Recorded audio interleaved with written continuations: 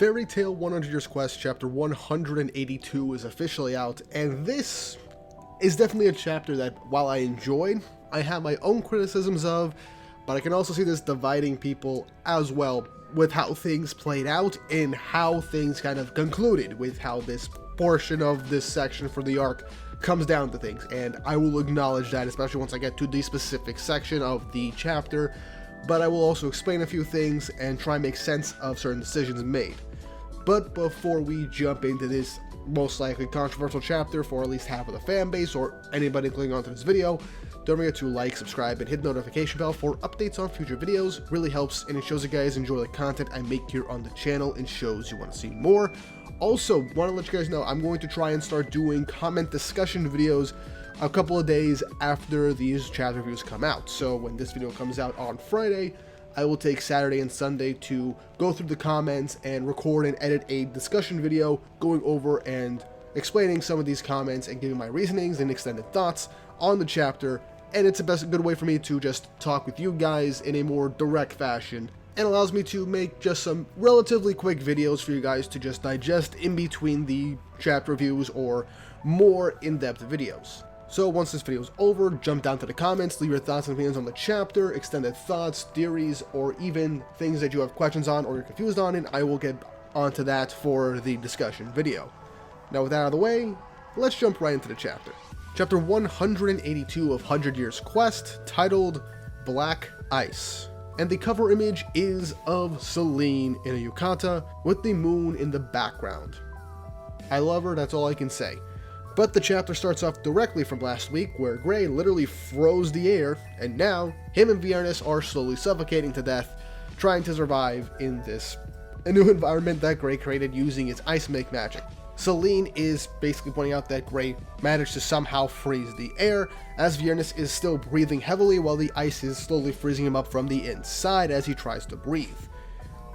And this is hard for both Viernes and Gray to breathe in this environment. But Viernes just says, I use alchemy, so I have the power to change ice into other things. And as Viernes begins to try and use alchemy, nothing happens to Viernes' shock. And as he's wondering why nothing's changing or happening, to Wendy's and Selene's shock, it's revealed that somehow Gray is doing this, but it's not ice that's freezing the air.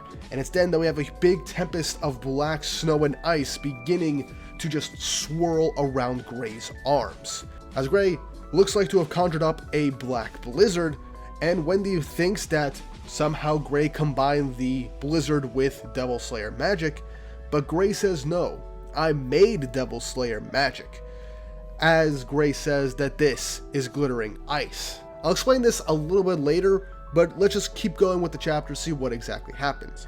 As Gray is creating this glittering blizzard with this black ice, all of a sudden, shards of just black ice just shoot out from Viernes and begin to encase him in a black iceberg. But in that instance, as Viernes is covered in black ice, Gray has a magic-infused punch and manages to hit Viernes.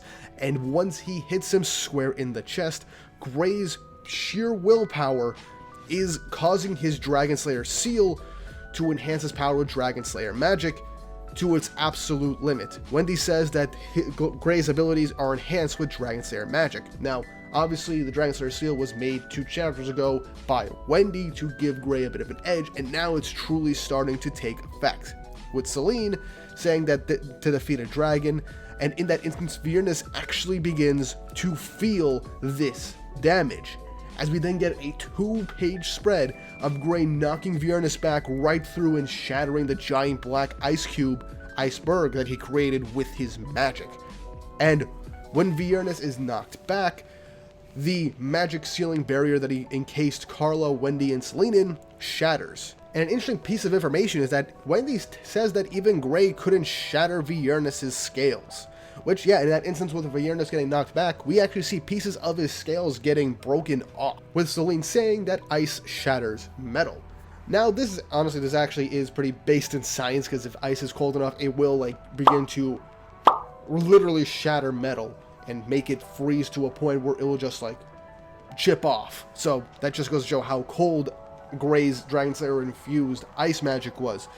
But I like how Wendy says that Gray managed to break literally Viernes' scale, something that Natsu wasn't able to do. Originally, it's because he had the power of literally other people enchanted onto him, but Gray managed to do something that even Natsu in that first fight with Viernes couldn't do. So that literally bumps Gray up once more to being Natsu's equal and rival, because that's how Mashima says Gray is supposed to be. He's supposed to be an equivalent to Natsu.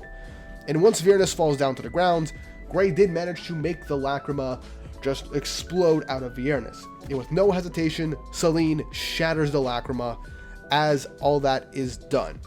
We don't know what's going on with Viernes because before anything else, Carla scolds Gray, saying that what he essentially did right now, she thought, and everyone thought, that he was going to try and sacrifice his life again, like Gray tends to do a lot of the times, primarily in the OG series.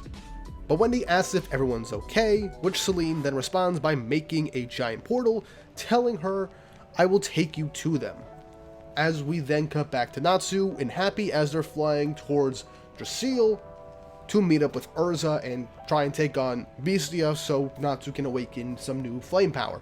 Now before I move on to the rest of this chapter, let me go on and explain what Gray essentially did against Viernes, because this is actually something that I was not expecting to happen, and I know I'm going to get people calling this absolute bullshit, which I would not blame you for thinking this. However, this surprisingly makes an amount of sense that I actually missed pieces of information when I made my Maker Magic video last year, if you can believe it or not. So when Gray said he made Devil Slayer magic, I don't believe that is meant to be taken in a different way, because Gray, while he is an Ice Make Wizard, at his core, he's a Maker Wizard, because Maker Magic is what is an all-encompassing term for the different Maker Magics, like Ice Make Magic, Wood Make Magic, and Memory Make Magic. All that stuff are spin-offs and offshoots of the core of Maker Magic. Maker Magic is just, you imagine it, you create it, and using different elements or specific types of things in terms of magical elements makes sense as to use that as the baseline to use Maker Magic to create stuff.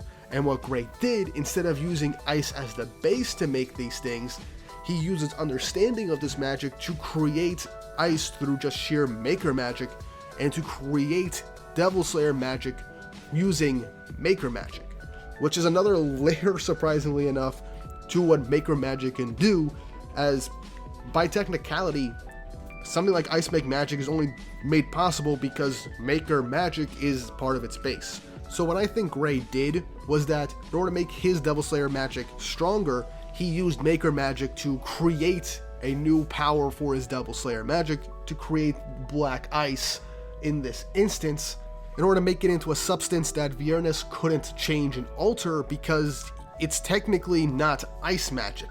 So Viernes, without knowing what it actually is, can't change anything. And with Gray using baseline Maker Magic to freeze the air, not actually using Ice Make Magic to do this, he did something that Viernes couldn't counter because there's no elemental typing for it. So with it being a genuine unknown for Viernes, he couldn't use alchemy to change the air back. And with Gray using Maker Magic to create Devil Slayer magic, shows a deeper understanding considering the fact that he knows Devil Slayer magic inside out, so he created a new form of it to give him a power boost. And honestly, there's also Gray's literal willpower, and high emotions, strong willpower is how magic is fueled for making it stronger in terms of the world of Fairy Tail, which makes a lot of sense if you actually go back and check on things for Fairy Tail, how the magic system works and all that. But I do not blame anybody for saying that this is kind of out of left field, kind of bullshit. I feel like we need a bit more of an explanation for this, if I'm being honest. But either way, what Gray did does make sense in terms of him just using baseline Maker Magic to create something out of nothing through his sheer imagination, because that is the basis of Maker Magic. Having that combined with the Dragon Slayer seal and his just insane amount of willpower and literally freezing the air to the point where Viernes just couldn't breathe, I do see Gray knocking enough sense into Viernes and actually dealing enough damage to make the Lacrima just explode out for Celine to deal a finishing blow. Personally, I would have liked things to last an extra chapter or two and have Celine actually help in the fight, because as much as I love Gray, I don't think he should have basically technically beat Viernes in this manner one-on-one. I don't legitimately think that's a good way to showcase Gray's strength in that manner, and I really kind of feel like it's a bit of a stretch for Gray to take on Viernes one-on-one. But this chapter giving us a new layer to Maker magic, with how Gray made a literal Devil Slayer type magic on his own with the properties of ice and creating a new type of ice using just baseline Maker magic, is still an insane feat. And having him be on the level of Natsu when he had the Dragon Force and the enchanted power of everybody else that was in the area when they fought Viernes the first time. So I got positives and negatives, but that's really my explanation for things. I will have to do a bit more research to try and fully explain this in a much better way, but that's how I can properly explain all this. But let's go back to the chat. We're back with Natsu and Happy as they try and meet up with Erza. They see her fighting Wed, and they confuse Wed with Ignia, but think he's just a lookalike. And that's really all we got for Erza's section, so we might cut back to that, we might cut back to Ferris. We don't know. There's only really or the Irrational States. We have no idea what's going on with a lot of other factions because a lot of stuff is going on all at once in this arc. We then cut back to Mercphobia's underwater castle as Celine brings Gray, Wendy, and Carla to Lucy at Mercphobia's.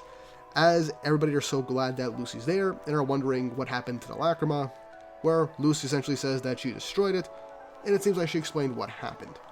But with two of the 5 dragon gods in the same room, Celine and Mercphobia, Caramel kind of gets anxious, but Mercphobia says it's okay, calm down, with Celine saying she's on the human side, with Mercphobia smiling. Wendy tells Lucy that they destroyed 2 Lacrimas, and that just leaves the one that Erza has, which is Alderon's.